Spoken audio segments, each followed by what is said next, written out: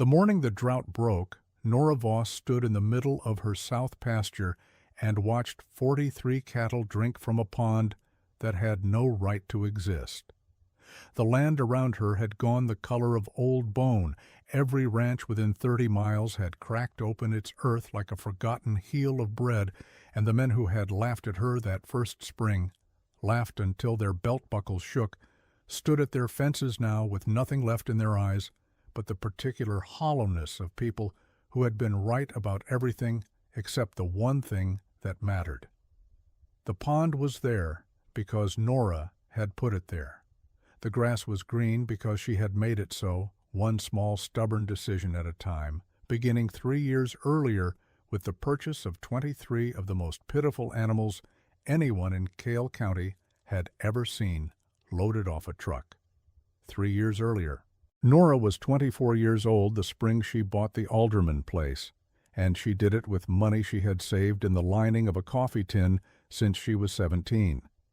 The land itself came to 412 acres of what the county assessed as marginal grazing territory, which was the polite official language for ground that had defeated 4 families in 20 years. The Alderman house leaned slightly southwest, as if it had spent too many decades listening to the prevailing wind, and had finally begun to agree with it. The fences sagged. The well was shallow, and the creek bed that crossed the northeast corner had been dry since the previous August. She stood in the yard the day she received the deed and looked at all of it, every leaning post and cracked adobe wall and patch of caliche soil hard as fired pottery, and she felt something that a less stubborn woman might have called doubt. Nora Voss called it inventory. She took stock of what the land was and what it wanted and what it might become, and she went inside and lit the lamp and opened her ledger and began the arithmetic. The arithmetic was not encouraging.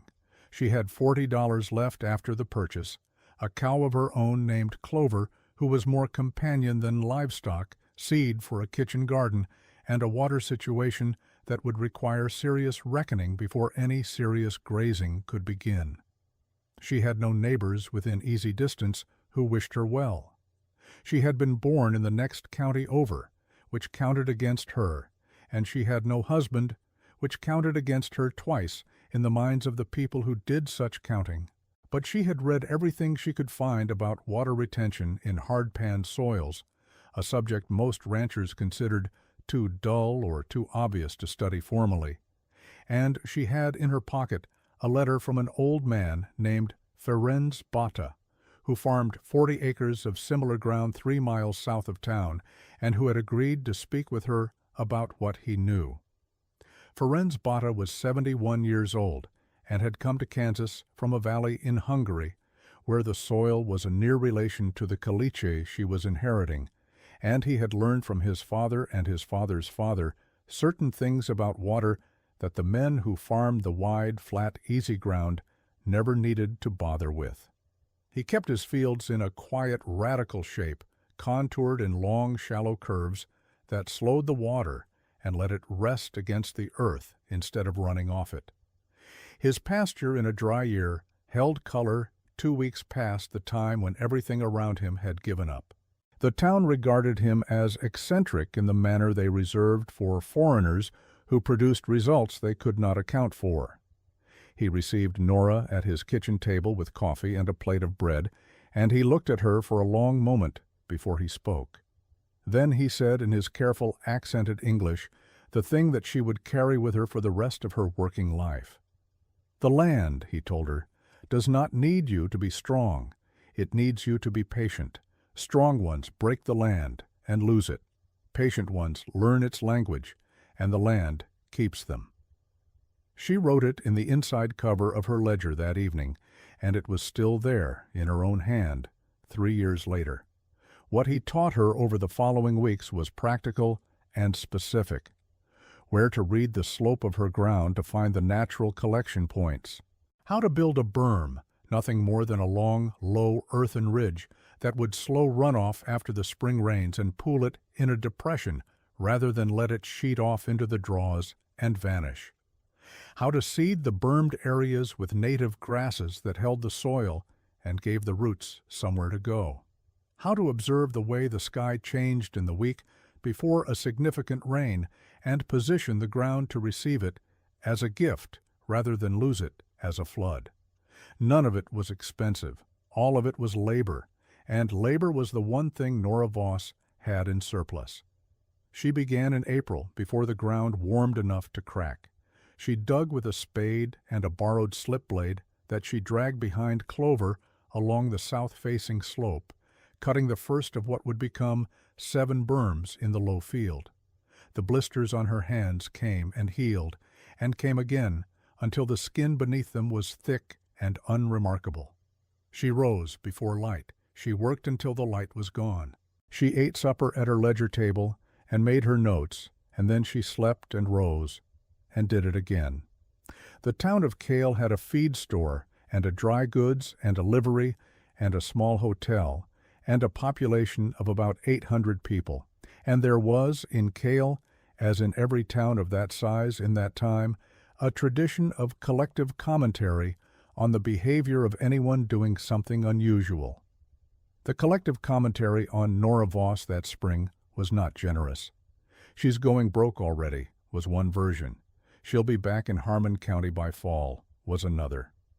A young woman alone out there running a cattle operation, the particular pronunciation of the word alone carrying all the weight the speaker intended, was the most common version, delivered with a kind of mournful certainty that was really barely concealed satisfaction.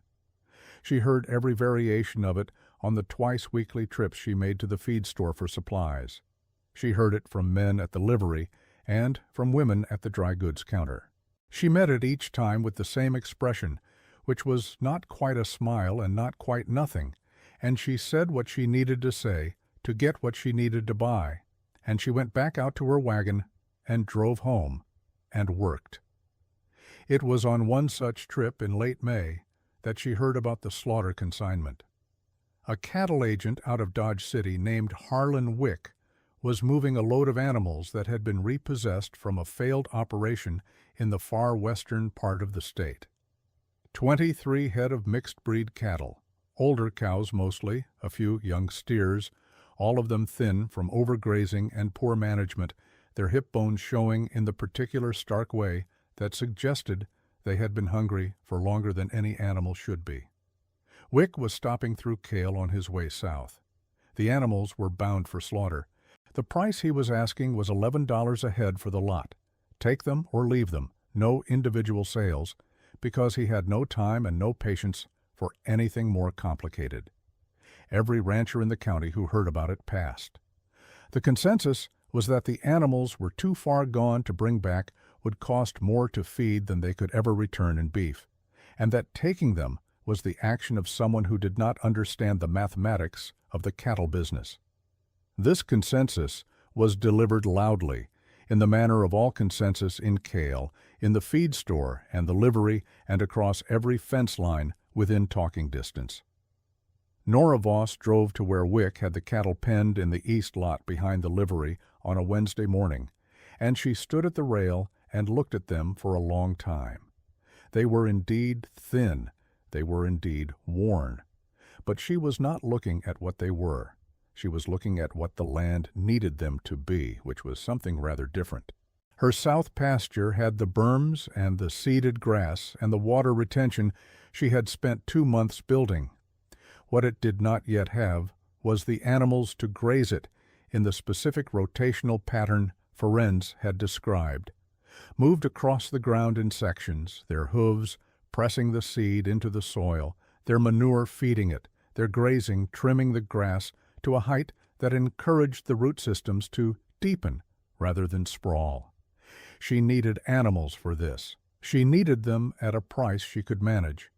She ran the arithmetic of it quietly, standing there at the rail with the smell of poor feed and animal exhaustion in her nose, and she made her decision. $253 for the lot of them, every dollar remaining in the coffee tin. Harlan Wick looked at her with the particular expression of a man who cannot tell whether the person he is dealing with is shrewd or foolish, and has decided it is probably the latter. He took the money. He helped her get the animals loaded, not out of generosity, but out of the desire to be done with them.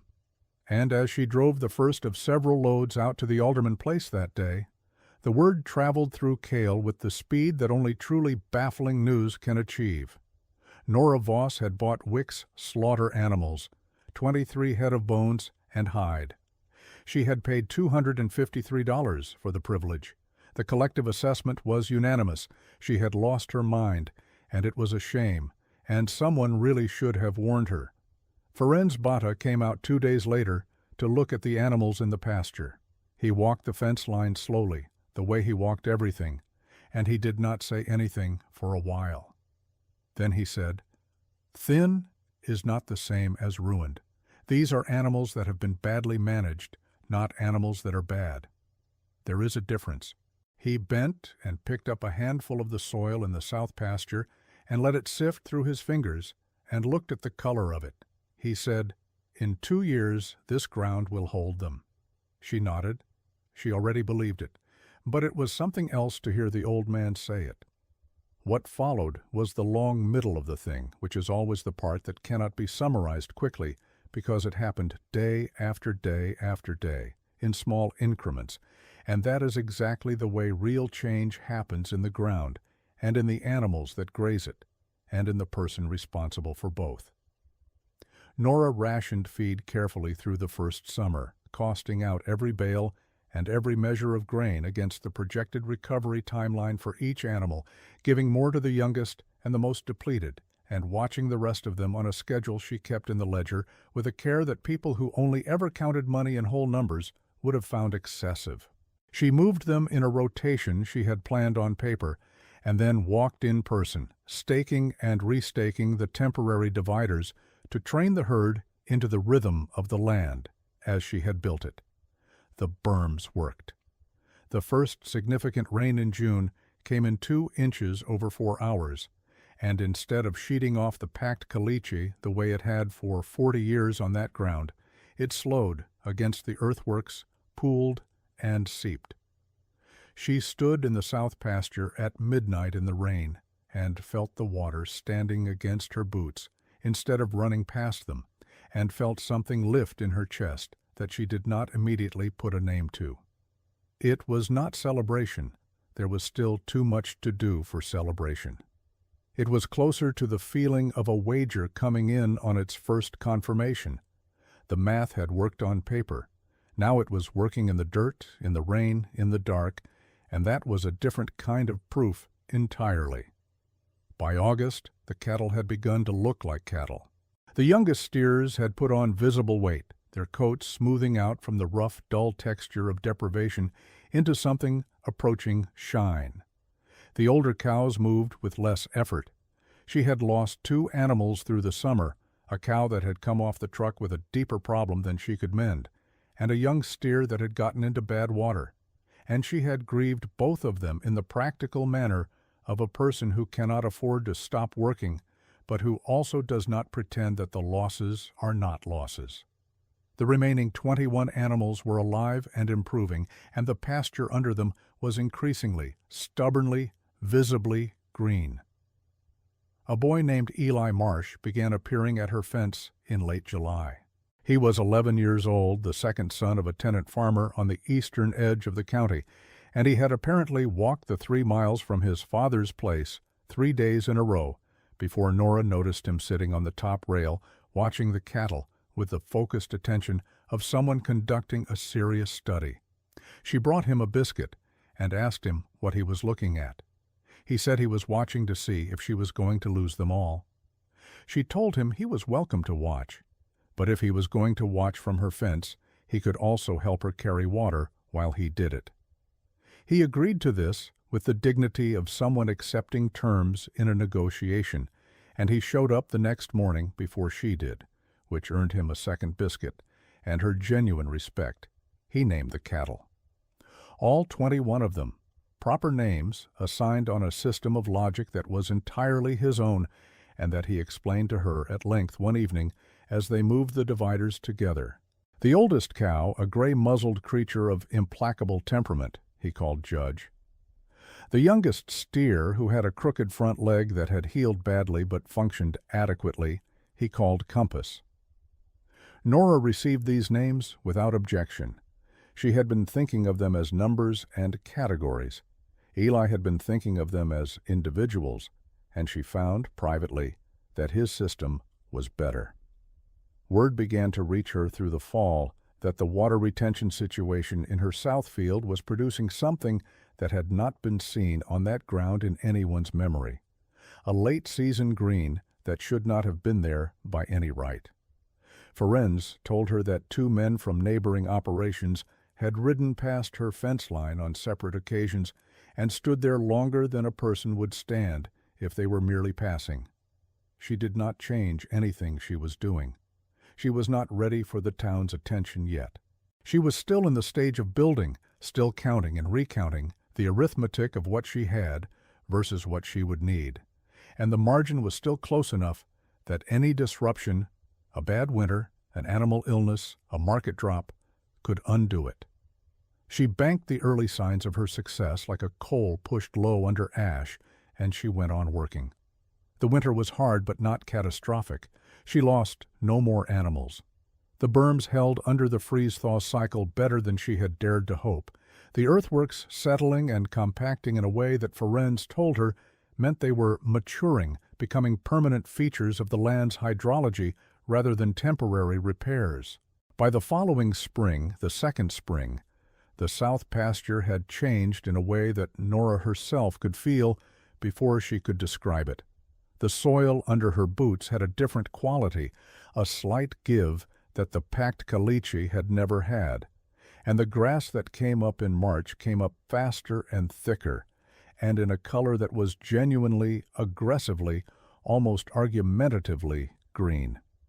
She expanded the berming work that year into the north field, and she hired 2 men from town for 3 weeks to help with the heavy grading. This was the first time she had spent money on labor, and it felt significant to her in the way that small thresholds feel significant when you have been counting every dollar. Not painful, but marked.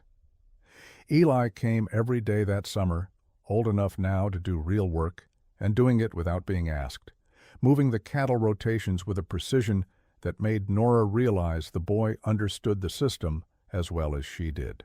She paid him in coin and in the kind of matter-of-fact teaching that he wanted more than the coin, and he went home at evening and came back the next morning, and they worked the land together in the uncomplicated way of 2 people who trust each other without needing to discuss it. It was in the late summer of the second year that a man named Douglas Prewitt came out from Cale to look at her cattle. He was not the kind of man you wanted at your fence if you were building something quietly.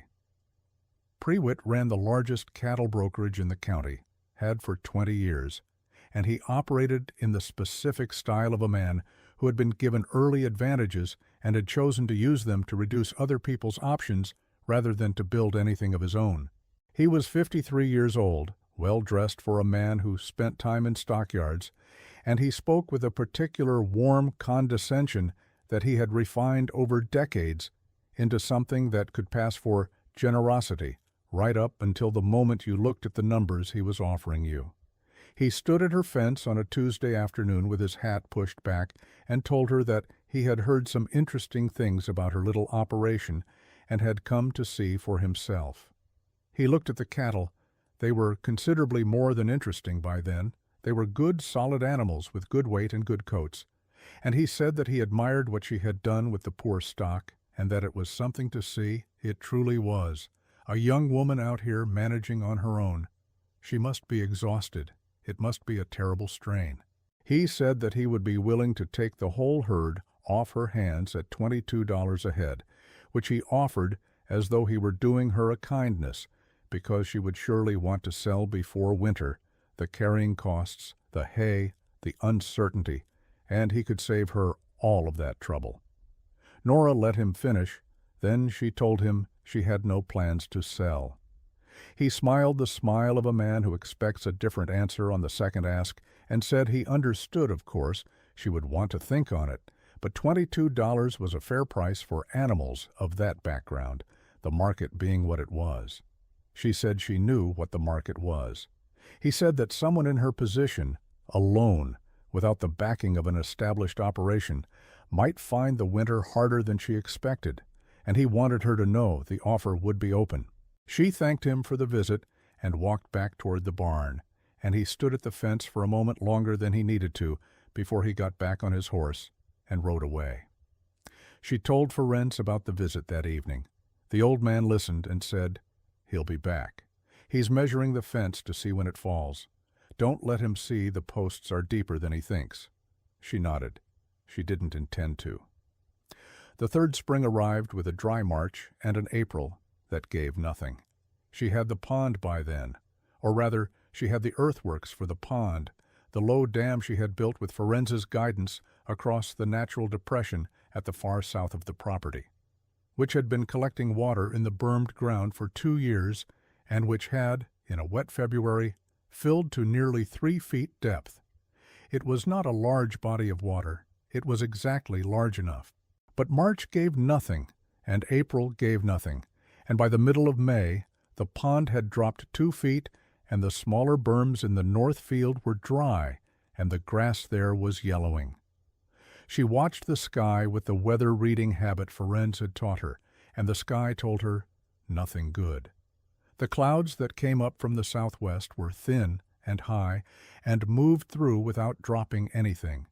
The creek in the northeast corner had been dry since February. It was the same story, she understood, across every operation in the county.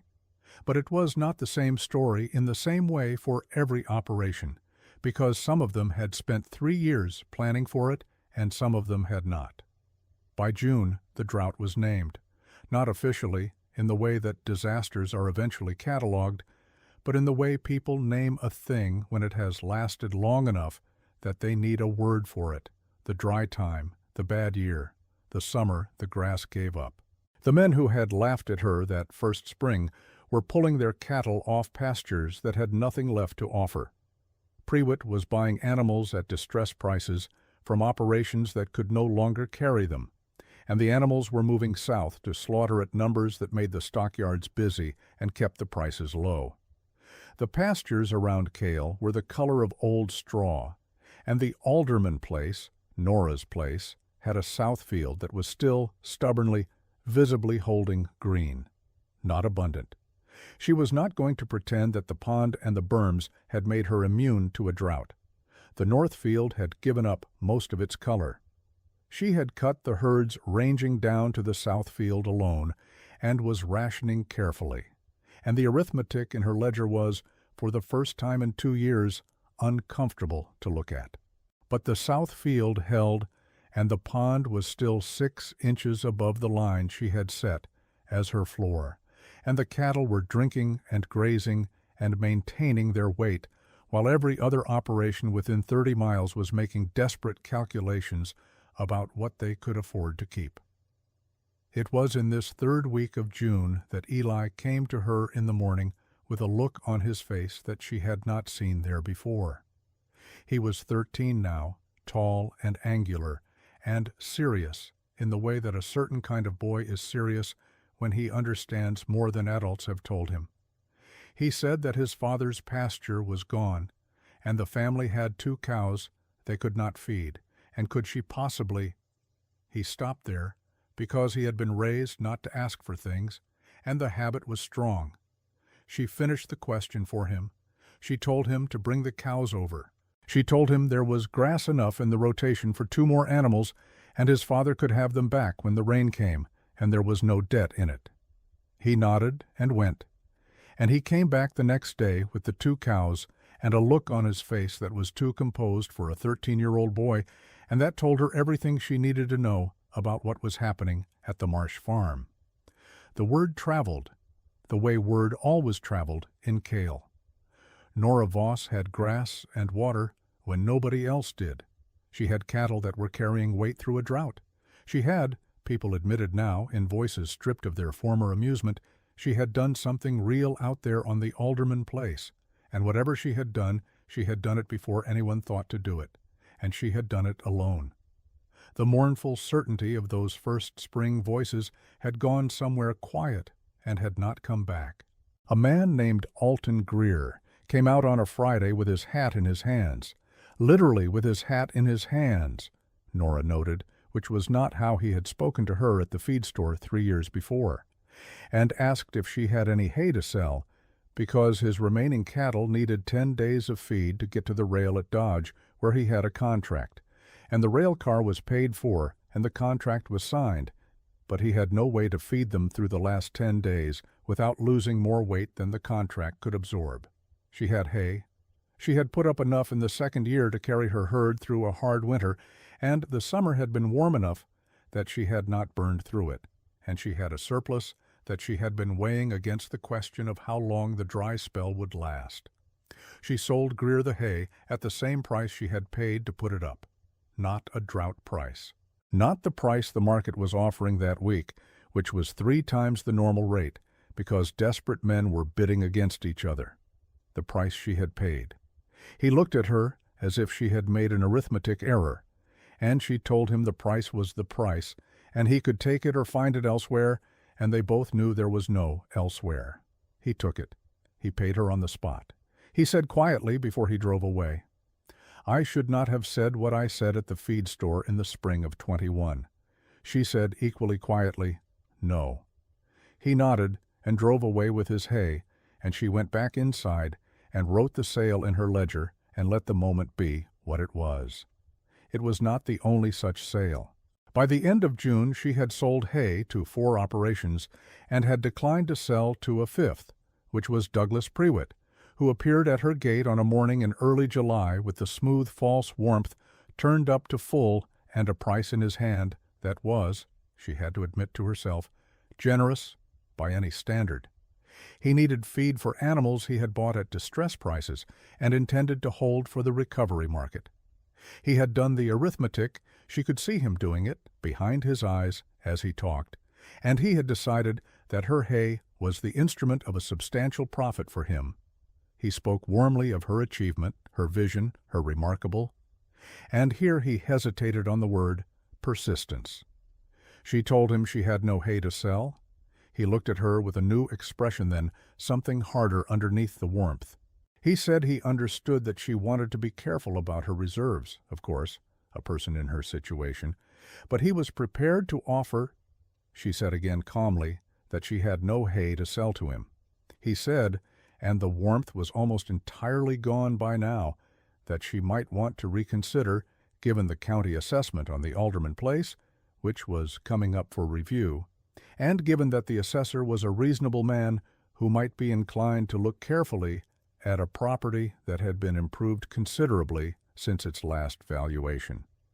The implication sat in the morning air between them like a smell. She looked at him for a long moment. Then she asked him evenly how he knew about the county assessment review, which had not been publicly posted and which she had received notice of only by letter the previous week. He opened his mouth and closed it. She said, "I would like you to leave my property, Mr. Prewitt." He left. He left in the manner of a man who is recalculating and has not yet arrived at a comfortable answer, and she stood at the gate until his horse was out of sight, and then went inside and wrote the visit down in her ledger, date and time, and what had been said, in full, in her careful handwriting. She went to see the county assessor herself 2 days later, which was a thing she had not done before, and which required her to put on her better dress and sit across a desk from a man who seemed surprised to see her. She brought her ledger. She brought the letter of notice. She laid out, in plain, sequential terms, the improvements she had made to the property, the costs she had incurred, the documented increase in productive capacity, and her reasonable expectation of what a fair reassessment would look like.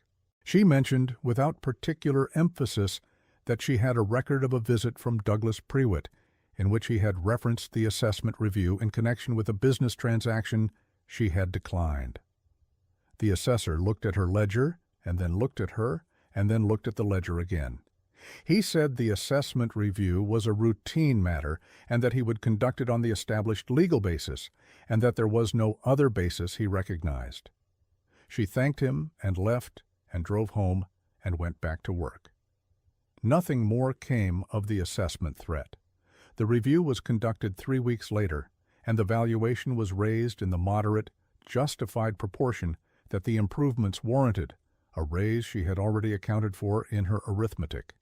And Douglas Prewitt's name did not appear in any official proceeding, and the particular pressure he had attempted to apply quietly dissolved in the manner of pressures that are named aloud before they can be made to stick. She heard later, through Ferenz, that Prewitt had lost considerably on the distressed cattle he had bought in June, the recovery market being slower and lower than he had calculated, and that he had sold his brokerage interest in the fall to a younger man from Wichita who conducted business in a more conventional manner. She received this news without satisfaction. She did not require his misfortune to feel the measure of her own success. The rain came in the last week of July. Not a dramatic deliverance, not one of the great cleansing storms that frontier mythology prefers. It came in a series of modest rains over 12 days, half an inch, and then 3/4 of an inch, and then a full inch. The sky spending itself out in measured portions, as if it had been saving up and chose now to spend carefully. But modest rain on ground prepared to receive it is a different thing entirely from modest rain on ground that has forgotten how to hold it. Nora's berms caught it. The earthworks in the south field distributed it. The pond rose back through its floor line and continued rising until it sat at the level she had first put it at, in February, and the north field, the ground she had bermed and seeded in the second year, greened up within the week with the stored vigor of roots that had not been idle in the drought, only waiting. She stood in the south pasture on the morning the pond reached its old water line, and she watched the cattle move down to drink, the whole herd moving together in the loose, unhurried way of animals that are secure. And she thought of Harlan Wick's loading pen, and she thought of the $253 in the coffee tin, and she thought of Ferenz's words about strong men and patient ones, and she did not say anything, because there was nothing that needed to be said. The arithmetic had come out. The ground had kept her. Eli was at the fence post near the pond, watching Compass drink with the focused attention he gave all of them. She walked over and stood beside him. He said, without looking up, that he had counted 43 animals at the water. She said yes. He said that was more than 21. She told him that the 2 cows his father had brought over in June had stayed because his father had asked her to keep them on shares through the summer, and she had bought 6 more animals in the spring at a price that had, she allowed herself to say, been considerably more favorable than the price on the slaughter truck. He nodded as if this confirmed a theory he had been running. He said, "You're going to need more fence on the north side." She agreed that she was. Ferenz came out that afternoon, walking the 3 miles from his place as he often did, unhurried, with his hands in his pockets and his eyes reading everything. He stood at the south pasture fence and looked at the pond and the cattle and the green grass and the working land. And he did not say anything for a long while. Then he said, "The land does not need you to be strong." And she completed it with him, both of them saying together the second half of the aphorism that he had given her that first winter at his kitchen table. It needs you to be patient. Patient ones learn the language, and the land keeps them. He smiled at the land and not at her, which was exactly the right way to smile at a thing like that. The town of Cale did not throw her a celebration or pass a resolution or do any of the large formal things that stories sometimes insist upon. What happened was quieter and more permanent than any of that. The people who had said she would be gone by the first fall spoke to her at the feed store in a different register than before, not warm, not apologetic, but honest, which was better than either. 3 families whose operations had come through the drought in worse condition than they had expected came to her in the fall to ask about the berming work, and she explained it clearly and without condescension, and directed them to Ferenz, who taught 2 of them directly, and who sent the third to a pamphlet she had written up over the winter about water retention in hard-pan soils, which she made available at the feed store without charge. She was 27 years old. She owned 412 acres of land that the county had assessed as marginal grazing territory, and that she privately considered the best watered ground in Cale County, and she was not wrong. She had 43 cattle with names she had learned from a boy who saw them as individuals before she did. She had a ledger that showed a margin, not a fortune, not a boast, but a margin, reliable and built on solid math.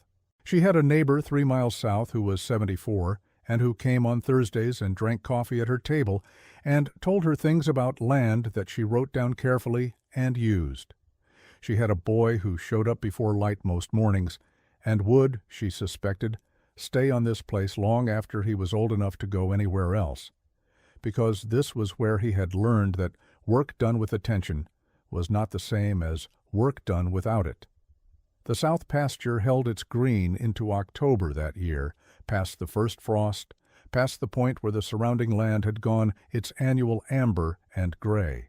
People driving the road past the Alderman place, past Nora Voss's place they called it now, the way you name a landmark you intend to keep in your reckoning, would slow their wagons to look at it, that implausible green, and they would think something that they did not always say out loud, which was that they had been wrong, and that being wrong about a thing was not the same as the thing being impossible, and that sometimes the ground that everyone agrees is hopeless only until someone patient enough to learn its language comes along and listens.